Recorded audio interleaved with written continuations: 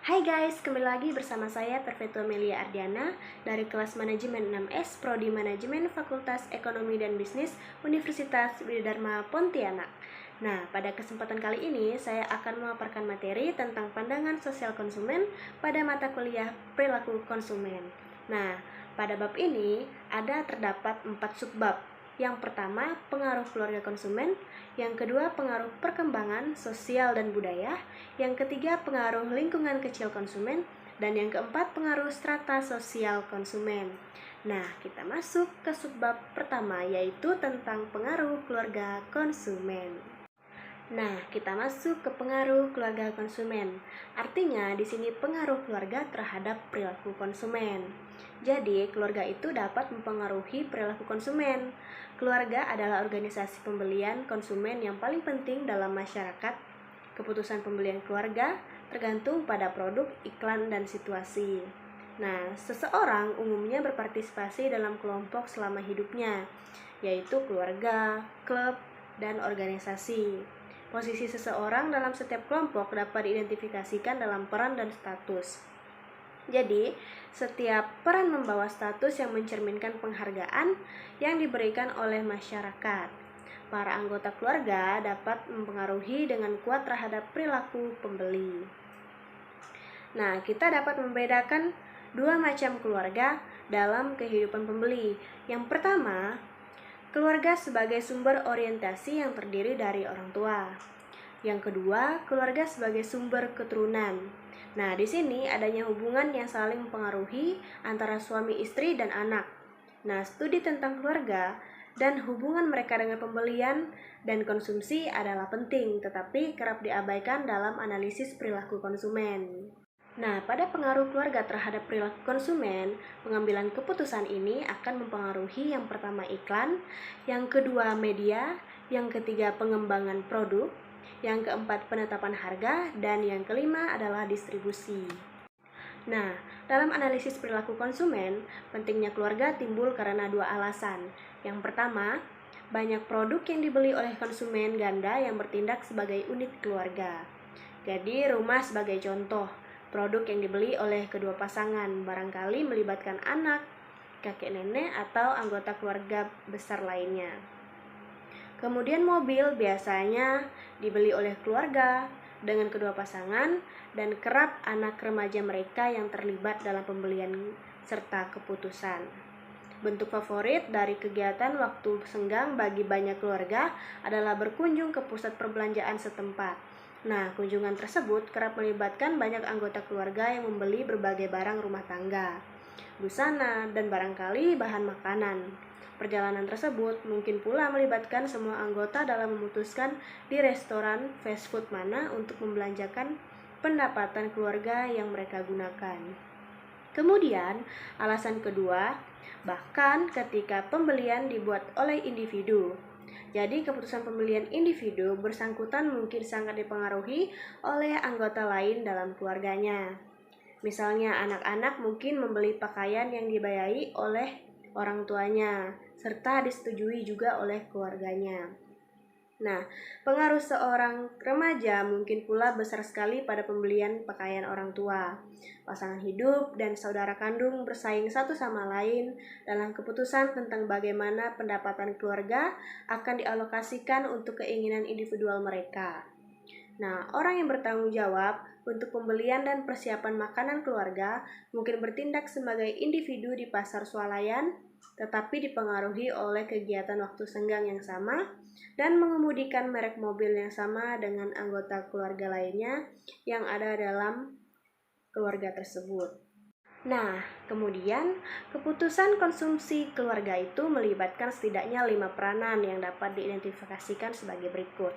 Yang pertama yaitu sebagai penjaga pintu atau disebut sebagai gatekeeper, yaitu sebagai inisiator pemikiran keluarga mengenai pembelian produk dan pengumpulan informasi untuk membantu pengambilan keputusan. Yang kedua yaitu memberi pengaruh atau biasa disebut sebagai influencer. Jadi, individu yang opininya dicari sehubungan dengan kriteria yang harus digunakan oleh keluarga dalam pembelian dan produk atau merek yang paling mungkin cocok untuk kriteria evaluasi itu. Yang ketiga, pengambilan keputusan atau decider. Jadi, orang dengan wewenang atau kekuasaan keuangan untuk memilih bagaimana uang keluarga akan dibelanjakan dan produk atau merek apa yang akan mereka pilih. Kemudian yang keempat adalah pembeli atau buyer.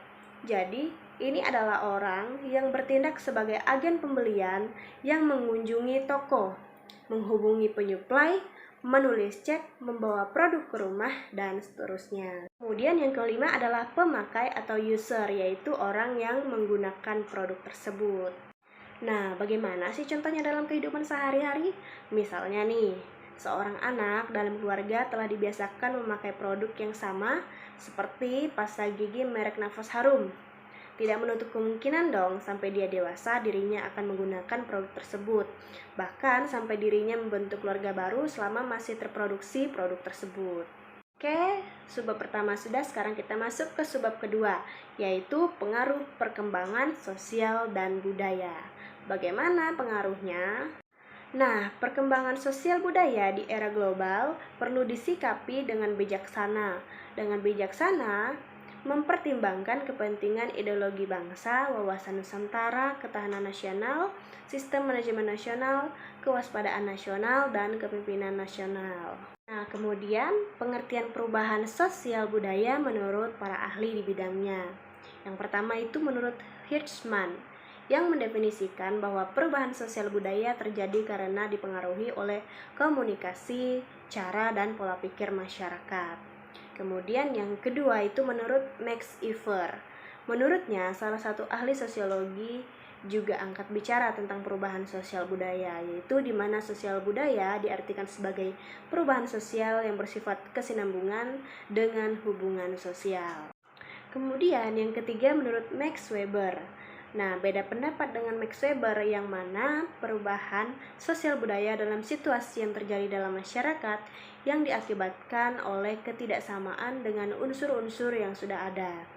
Nah, kemudian yang keempat adalah menurut Gilin. Jadi, menurut Gilin yang mendefinisikan bahwa perubahan sosial budaya sebagai cara hidup yang dapat dipengaruhi oleh perubahan kondisi kebudayaan material. Nah, kemudian adalah faktor perubahan sosial budaya. Apa saja? Nah, di sini ada 3.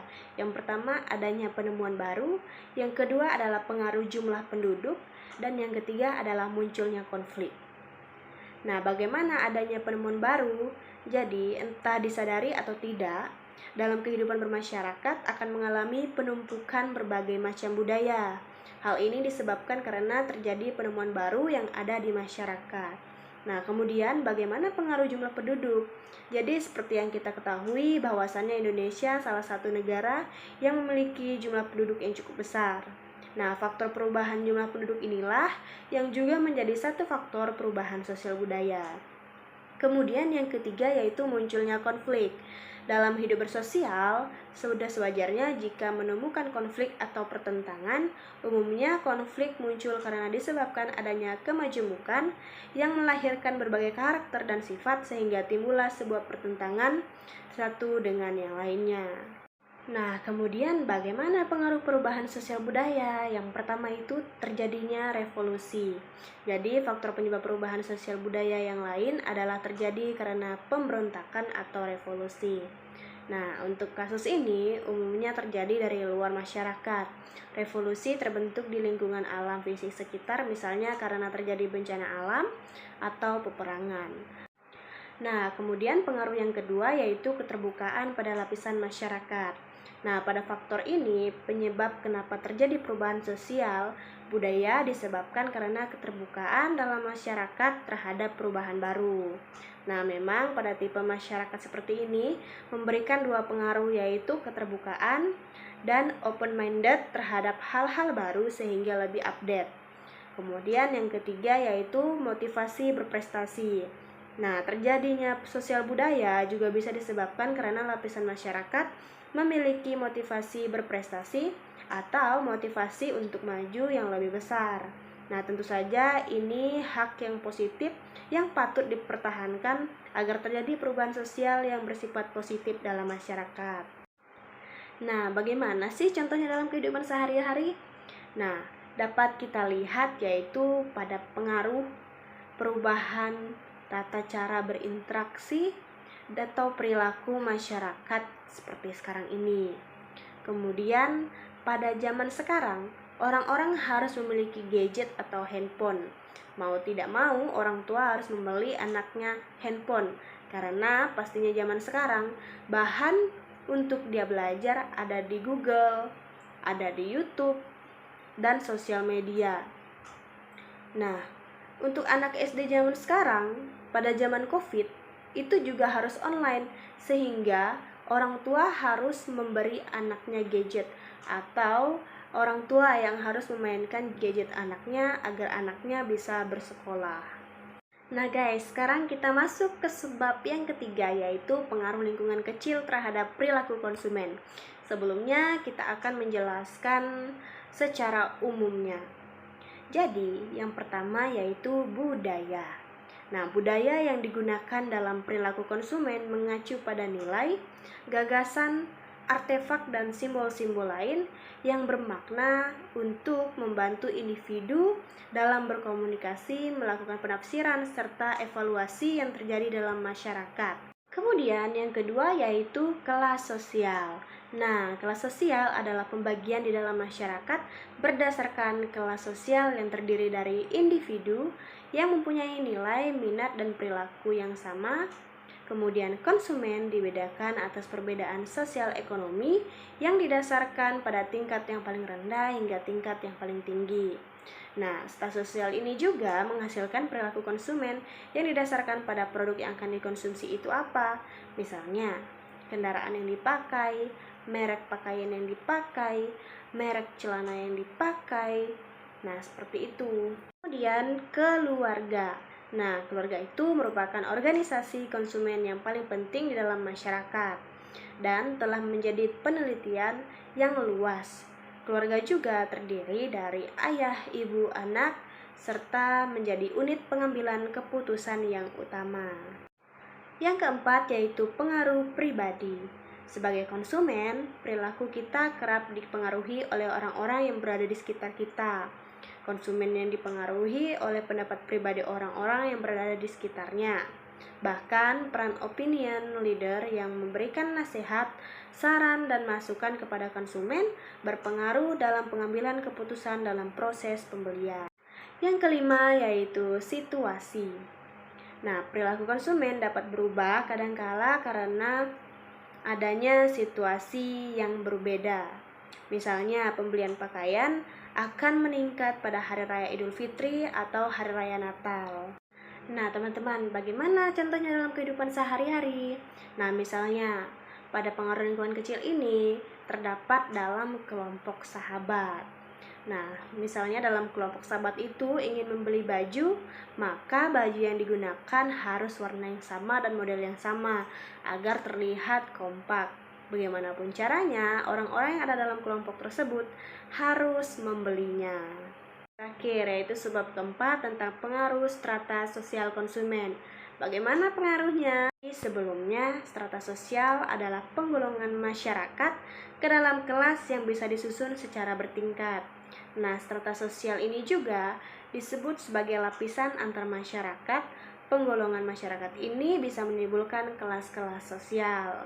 Nah, kelas sosial itu mengacu kepada kelompok atau orang yang sama dalam perilaku mereka berdasarkan posisi ekonomi mereka di pasar, seperti kelas sosial atau upper class, kelas menengah atau middle class, dan kelas bawah atau lower class. Nah, kelompok status itu mencerminkan suatu harapan komunitas akan gaya hidup kalangan masing-masing kelas, juga estimasi sosial yang positif atau negatif mengenai kehormatan yang diberikan kepada masing-masing kelas. Nah, menurut para ahli nih, Engel, Blackwell, dan Minault pada tahun 1995 mengemukakan pendapat Gilbert dan Carl yang menyebutkan bahwa ada 9 variabel yang menentukan strata atau kelas sosial seseorang. Nah, ke-9 variabel tersebut digolongkan dalam 3 kategori. Yang pertama yaitu variabel ekonomi.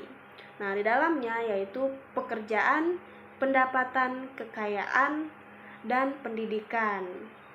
Kemudian pada variabel kedua yaitu variabel interaksi. Nah, di dalamnya yaitu ada prestasi pribadi, yang kedua yaitu asosiasi, dan yang ketiga adalah sosialisasi. Kemudian pada variabel ketiga yaitu variabel politik. Di dalamnya ada kekuasaan dan mobilitas. Nah, teman-teman, bagaimana pengaruhnya terhadap pembelian dan konsumsi? Nah, aspek hierarki kelas sosial penting bagi para pemasar. Para konsumen membeli berbagai produk tertentu karena produk-produk ini disukai oleh anggota kelas sosial mereka sendiri maupun kelas yang lebih tinggi, dan para konsumen mungkin menghindari berbagai produk lain karena mereka merasa produk-produk tersebut adalah produk-produk kelas yang lebih rendah. Nah, contohnya dalam kehidupan sehari-hari seperti apa? Nah, contohnya dapat dilihat ketika seseorang memiliki pangkat dan memiliki pendapatan yang besar atau sebaliknya. Nah, maka produk yang dibeli juga menyesuaikan. Jika seseorang terlahir dengan kehidupan yang kaya raya dan mewah, maka akan membeli rumah yang mewah dan juga mobil yang mewah. Namun, jika seseorang terlahir dalam kehidupan yang kurang mampu, maka produk yang dibeli adalah produk dengan harga yang cukup murah. Nah, teman-teman, sekian yang dapat saya paparkan mengenai pandangan sosial konsumen. Nah, semoga apa yang saya sampaikan di sini dapat bermanfaat bagi teman-teman semua dan dapat dipahami. Sekian dan terima kasih. Bye-bye.